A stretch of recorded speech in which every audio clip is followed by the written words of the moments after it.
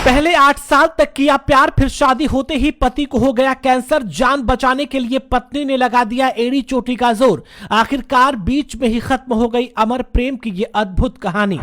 किसी फिल्म की स्टोरी से कम नहीं सृजना और विवेक के मिलने और बिछड़ने की ये सच्ची दास्तान। जानने वालों ने कहा इनके सामने तो बिल्कुल फीकी है हीर रांझा और लैला मजनू के बलिदान की गाथा।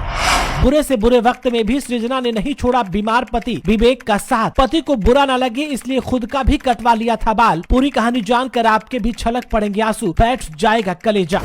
साल 2000 में एक फिल्म आई थी मोहब्बतें। इस मूवी में एक गाना था, आंखें खुली हो या हो बंद दीदार उनका होता है, कैसे कहूँ मैं ओ यारा ये प्यार कैसे होता है। लेकिन आज के इस वीडियो को देखने के बाद जब कोई आपसे पूछे कि प्यार कैसे होता है तो बता देना कि प्यार ऐसे होता है। सोशल मीडिया सेंसेशन विवेक पंगेनी कैंसर से जंग हार गए।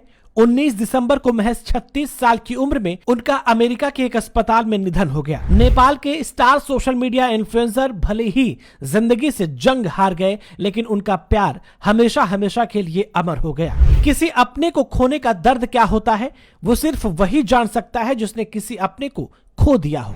इसी दर्द से सोशल मीडिया सेंसेशन विवेक पंगेनी की वाइफ सृजना सुवेदी जूझ रही हैं। दरअसल नेपाल के सोशल मीडिया इन्फ्लुएंसर विवेक पंगेनी को स्टेज 4 का ब्रेन कैंसर था। जब पत्नी सृजना को इस बारे में पता चला तो वो सब कुछ छोड़कर अपने पति की सेवा में लग गई। उन्होंने विवेक के दुख को अपना बना लिया। कैंसर से पीड़ित उनके पति थे लेकिन इस गंभीर बीमारी से जंग उनकी पत्नी भी लड़ रही थी। सृजना का अपने पति के लिए प्यार देखकर आप भी रो पड़ेंगे। कैंसर के दौरान जब विवेक का शरीर अंदर ही अंदर टूट रहा था उस वक्त सृजना उन्हें अपने प्यार, बलिदान और साहस से मजबूत करने में कोई कसर नहीं छोड़ रही थी।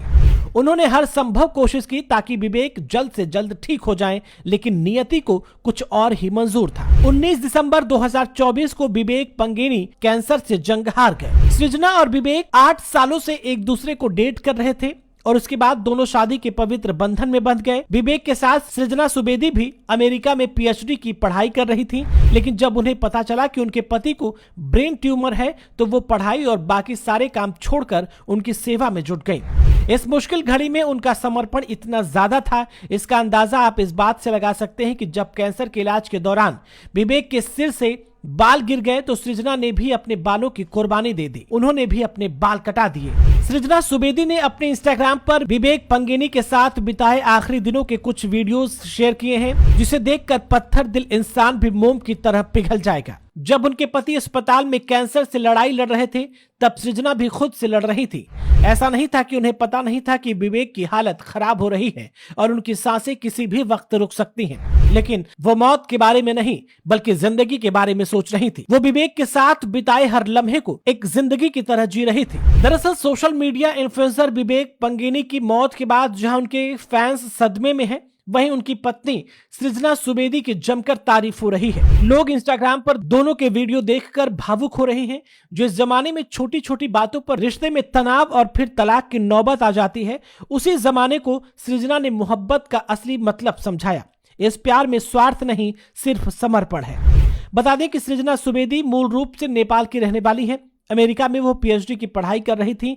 विवेक से प्यार और फिर शादी के बाद उनकी जिंदगी में खुशहाली थी। फिर न जाने किसकी नजर लगी और विवेक को कैंसर जैसी गंभीर बीमारी से जूझना पड़ा। इम्तिहान कड़ा था लेकिन प्यार उससे भी बड़ा था।